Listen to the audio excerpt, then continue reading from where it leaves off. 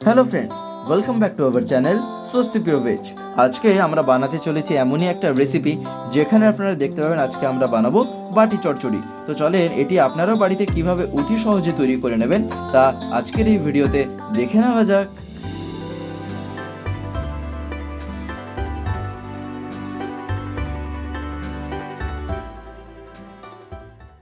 আমরা সব থেকে প্রথমে এখানে টমেটো নিয়ে নিচ্ছি দু প্রকারের, একটা আশা করি দেখতে পেয়েছেন যে একটা লাল টমেটো আর একটা এখানে কাঁচা টমেটো নিয়ে নিচ্ছি। তার পাশে আমরা এখানে কড়াইশুঁটি, ফুলকপি আর তার পাশে এখানে রেখে নিচ্ছি আলু, আর মাঝখানে আমরা এটা রেখে নিচ্ছি হচ্ছিলো কাঁচা লঙ্কা।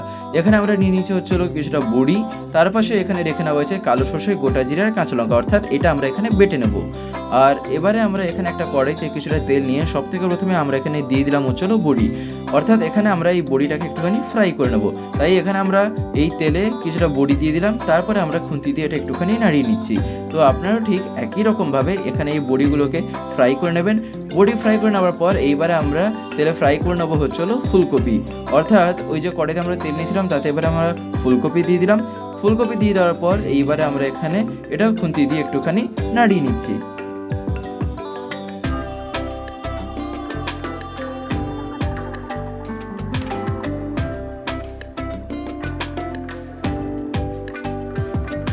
তো যাই হোক, খানিকক্ষণ ফুলকপিটা নাড়িয়ে নেওয়ার পর একটুখানি 3-4 মিনিটের জন্য ঢেকে রেখে দিতে হয়, আর তারপরে ঢাকনাটাকে তুলে নিয়ে আবার একটুখানি এটা খুন্তি দিয়ে নাড়িয়ে নিতে হয়।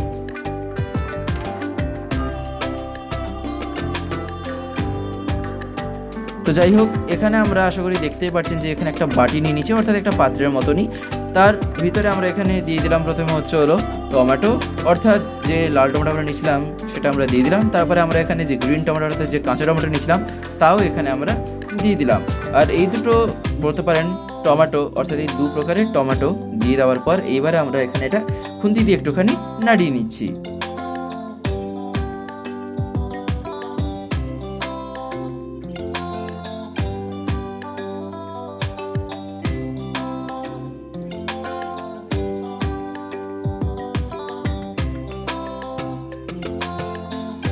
তো যাই হোক, এইবারে আমরা এখানে দিয়ে দিলাম হলো আলু।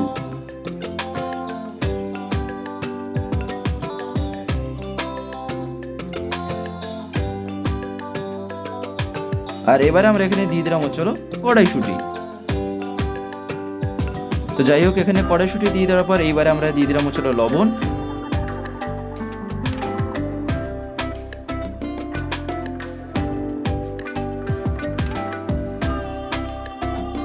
আর এবারে আমরা এখানে দিয়ে দিলাম হলো হলুদ গুঁড়ো। তো এই দুটো মশলা এখানে দিয়ে দেওয়ার পর এইবার আমরা এখানে দিয়ে দেবো চলো কালো সর্ষের বাটা, অর্থাৎ ওটা আমরা বেটে নিয়ে তাতে একটুখানি বলতে পারেন জল দিয়ে দিয়েছি।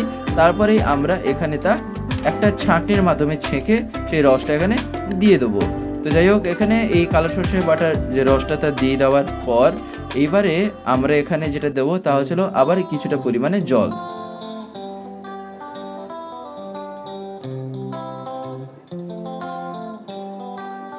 তো যাই হোক, আশা করি আপনারা দেখতেই পেলেন যে আমরা তাতেই আর একটুখানি জল দিয়ে দিলাম। তারপরে আমরা এখানে কি করব না, এই যে এই বাটির মধ্যেই এত সব যে দিয়ে দেওয়া হলো পরপর, সেগুলিকে আমরা খুন্তি দিয়ে জাস্ট একটুখানি প্রথমে নাড়িয়ে নেব। আর এইবারে আমরা এখানে দিয়ে দিলাম হচ্ছিল ফুলকপি, অর্থাৎ যে ফুলকপিটা আমরা ফ্রাই করছিলাম সেটাই আমরা ডাইরেক্ট কড়াই থেকে এখানে তুলে নিয়ে দিয়ে দিচ্ছি।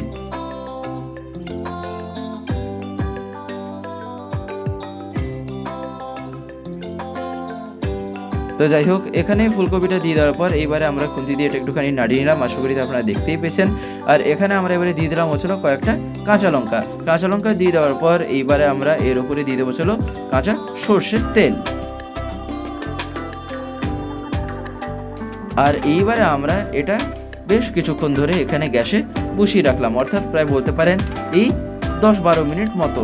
যদিও আপনারা যদি গ্যাসটাকে ফুল আঁচে দেন তাহলে 8-10 মিনিটের মধ্যে যদিও হয়ে যায়, না হলে এখানে এই 10-12 মিনিট মতনের সময় লাগে। আর এবারে আমরা এখানে তা হয়ে যাওয়ার পর এইখানে এটা খুন্তি দিয়ে একটুখানি ভালো মতন করে নাড়িয়ে নিচ্ছি। আর এখানে এটা খানিকক্ষণ একটুখানি নাড়িয়ে নেওয়ার পর এইবার আমরা এখানে দিয়ে দেবো চলো বড়ি।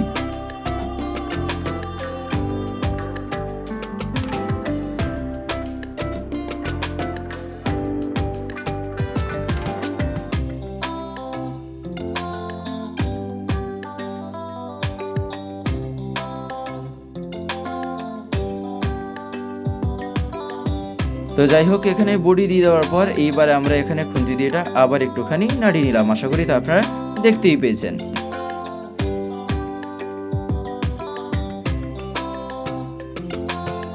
আর এইবারে আমরা এখানে দিয়ে দেবো হলো কিছুটা পরিমাণে ভাজা জিরে লঙ্কা গুঁড়ো।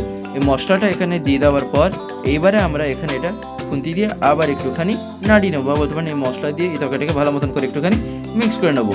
তো এখানে এটা খানিকক্ষণ এরকমভাবে একটুখানি মিক্স করে নেওয়ার পরই আমরা একটা পাত্রে এখানে এই বলতে পারেন তরকারিটিকে নামিয়ে নেবো। অর্থাৎ আমাদের আজকের এই যে রেসিপিটা এটা এখানেই শেষ হলো। আশা করি আপনারা দেখতে পেলেন যে এই বলতে পারেন বাটি চচ্চড়ি যে আমরা কিভাবে তৈরি করে নিলাম। অর্থাৎ এটা কড়াইশুঁটি আর ফুলকপি দিয়ে একটা দুর্দান্ত বলতে পারেন রেসিপি, যা খেতে কিন্তু খুবই ভালো লাগে। আপনারাও বাড়িতে এটা অতি অবশ্যই ট্রাই করে দেখবেন। আশা করি আপনাদের এটি খুবই ভালো লাগবে, বিশেষ করে গরম গরম ভাতের সাথে খেতে কিন্তু এটা দুর্দান্ত লেগে থাকে। তো যাই হোক, আজকের এই ভিডিওটা এবার আমি এখানেই শেষ করব। শেষ করার আগে আপনাদের কাছে একটি কথাই বলবো, যদি আজকের এই ভিডিওটি আপনাদের ভালো লেগে থাকে তাহলে একটি লাইক করে দেবেন, সবার ভিতরে শেয়ার করে দেবেন, কেমন লাগলো নিচে একটি কমেন্টে লিখে জানাবেন। আর যদি চ্যানেলটিকে এখনো সাবস্ক্রাইব করে না থাকেন তাহলে চ্যানেলটিকে সাবস্ক্রাইব করে বেল আইকন প্রেস করে তা অল করে রাখবেন।